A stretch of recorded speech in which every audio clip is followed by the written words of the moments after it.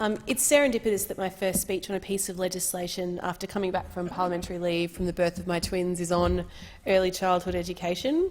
Their diaries are full at the moment, otherwise I could have had you maybe feed them a bottle from the chair like they did in New Zealand. Why not? But like so many Northside families, access to a supportive care system comprising of family and friends and early educators and colleagues and a boss who loves babies has allowed me to come to work today because it is essential family infrastructure, childcare, and it is essential family infrastructure that I, like so many parents across the Northside, could not manage without. So I would like to start by thanking our early educators for their heroic work throughout the pandemic. It really was brave for them to go to work every day, particularly on the kinds of conditions that this federal government currently allows them to continue to work under. While many workers had to stay home during COVID lockdown, our early educators continued to go to work every day on the front line, putting their own health at risk so that other essential workers could get to work.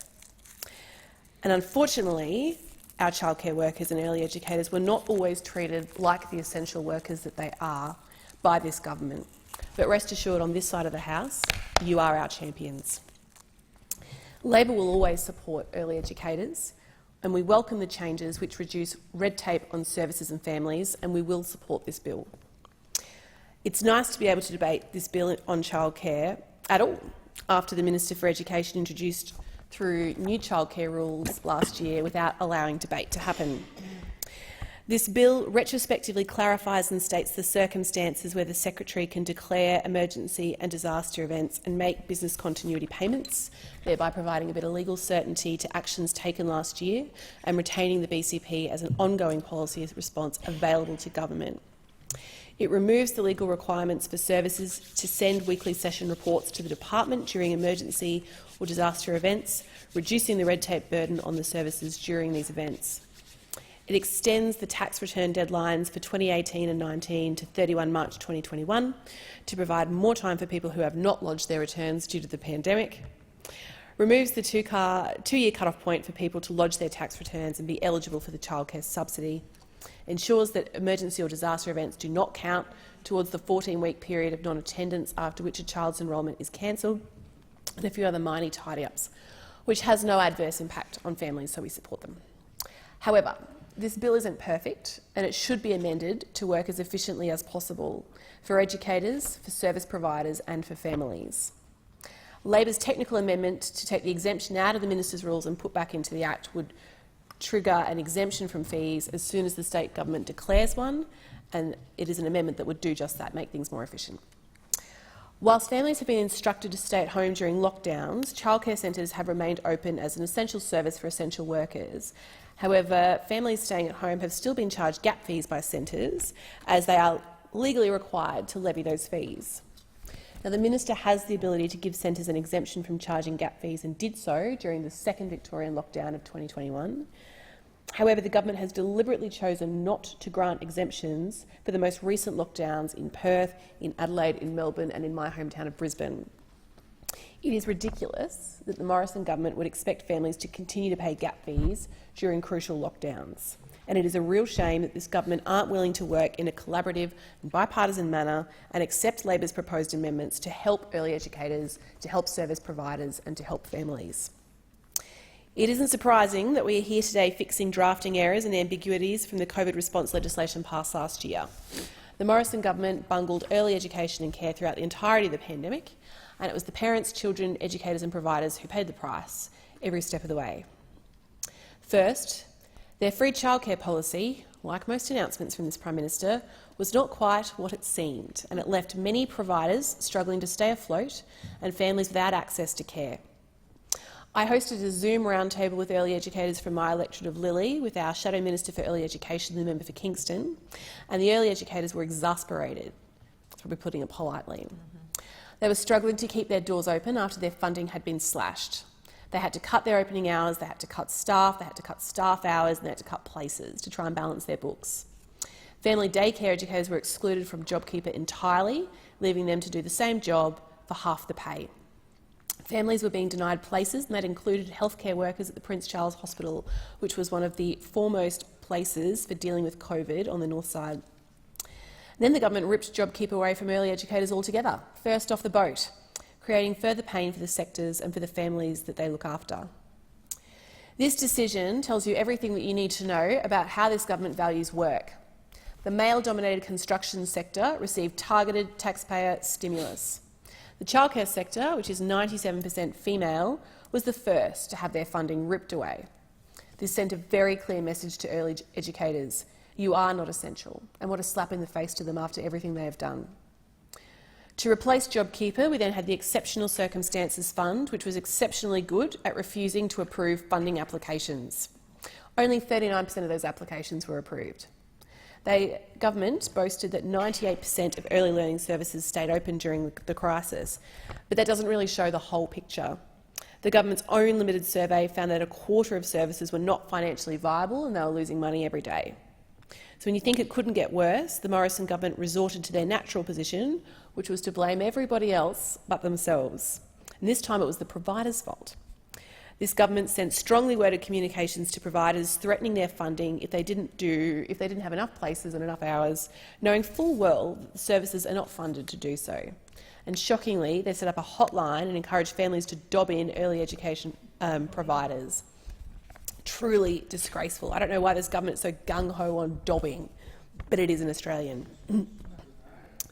The Prime Minister, I'll take the interjection, if that was the case, why don't we set up a dobbing hotline for employers doing the wrong thing, or for the billions of dollars that has been paid out via JobKeeper on dividends and in executive bonuses? Where is the dobbing hotline for that? Leave it with you. No answer. The Prime Minister should come to the chamber now and apologise to our early educators for how they have been treated over this past year. Maybe send him a text. Government data and anecdotal evidence I've collected from Northside families prove that our early education system is broken. It is vital, but it is broken. It was revealed last year by the Department of Education that 25% of families were still waiting for their reconciliation of the 2018-2019 childcare subsidy. This means that the government has withheld money from some families for over a year, including during an economic recession, not a standard that they would accept in reverse, and not a standard that they have ever accepted in reverse. In the same period, the government collected $130 million in childcare debts from families, despite ongoing concerns about the accuracy of their debt collection system. The hypocrisy is staggering, but at the same time, unsurprising. The government are gung-ho when they are accusing families of owing them money, but they are more than happy to move at an absolute snail's pace to hand money back where it is rightfully owned and needed to be returned to Australian families.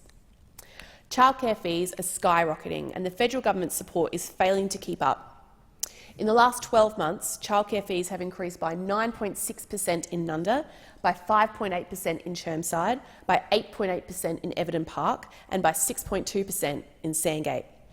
Parents will soon be no better off under this government's once-in-a-generation set of reforms than they were under the previous scheme, which ended in July 2018.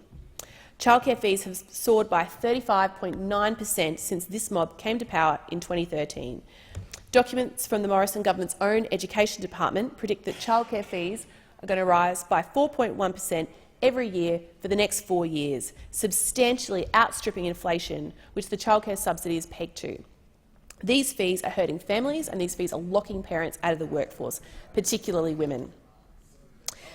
Data from the Productivity Commission has shown that almost 300,000 Australians are not in the labour force due to caring for children.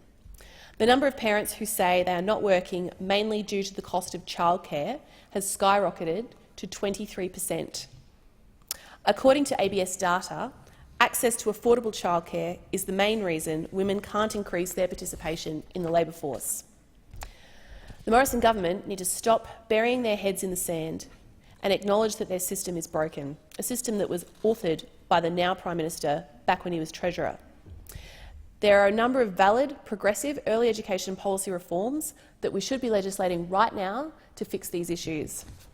We could be scrapping the $10,560 childcare subsidy cap, which often sees women actually losing money from an extra day's work. We should be increasing the childcare subsidy rate and we should be lifting the maximum rate. But instead of debating these measures, that would actively improve the lives of Australian families. And we are in this chamber constantly correcting the stuff-ups of the Morrison government. Labor is on the side of families. We always have been and we always will be. We know what access to affordable childcare means for our families. We know that affordable childcare doesn't just benefit families, it is amazing bang for buck for economic investment. A review by PwC into the value of early childhood education and care in Australia found that for every dollar we invest in childcare, the country gets $2 back through increased productivity and workforce participation. Amazing bang for buck. And while female workforce participation rates in Australia have been steadily rising over the past 4 decades, they remain low for women with young children. And I recognise that in many cases this is a matter of personal preference, and more power to you.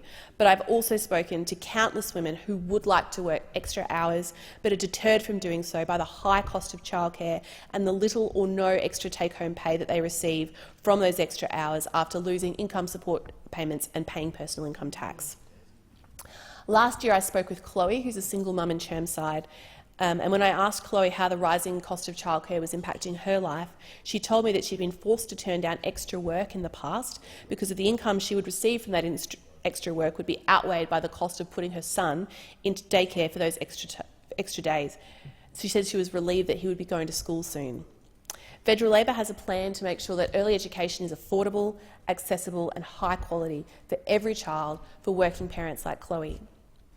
A federal Labor government will introduce the Working Family Childcare Boost to cut childcare fees and put more money into the pockets of working families straight away. Childcare fees in Australia are some of the highest in the world, and under this plan, Labor will scrap the $10,560 childcare subsidy cap, which often sees women losing money from an extra day's work. We will lift the maximum childcare subsidy rate to 90%, and we will increase childcare subsidy rates and taper them for every family earning less than $530,000, and this reform would help 97% of Australian families in the system, and it would save somewhere between $600 and $2,900 a year for families. No family would be worse off. It is an excellent system, and it is a credit to the member for Kingston for coming up with it. Importantly, we will task the ACCC for designing a price regulation mechanism to shed light on costs and fees and drive them down for good, work that the now Prime Minister, then Treasurer, should have done years ago. Our plan for cheaper childcare will reward working families and allow more second income earners, who are usually women, to work more and contribute to our economic recovery as a nation. We will keep working to fix Australia's broken childcare system, which currently locks out more than 10,000 families because they just cannot afford it. We will keep working and we will keep fighting, because we know that affordable early education and care is not just vital infrastructure for parents and children, but it is vital infrastructure for Australia's economic recovery. Australians need an early education and care system that ensures early learning is affordable and accessible for families. It needs to keep educators in jobs and protect the viability of providers. I will continue fighting for Northside families every day to make sure that quality of life improves for all, regardless of their income, because with 3 children under 5, we have 3 in childcare this year, so we pay 3 sets of childcare fees every week, and I truly understand what that cost looks like on the family budget. And I also understand what the difference would be if we could raise the rate and the cap so that people could access more work if they had access to more affordable childcare. And with my remaining time, Deputy Speaker, I would like just to give a shout out to the educators who look after my young family, who go above and beyond helping me manage all of this, this great privilege that it is to be the member for Lilley whilst parenting very, very little children. They help me juggle. They meet me at the car park to bring in 2 capsules at a time. The logistics involved in twins is very tricky. Shout out to the multiple parents out there. Next week is Multiple Birth Awareness Week, and I'll have more to say about life as a multiple parent then. But I could not do this without my early educators. I won't name the centre, but they know who they are.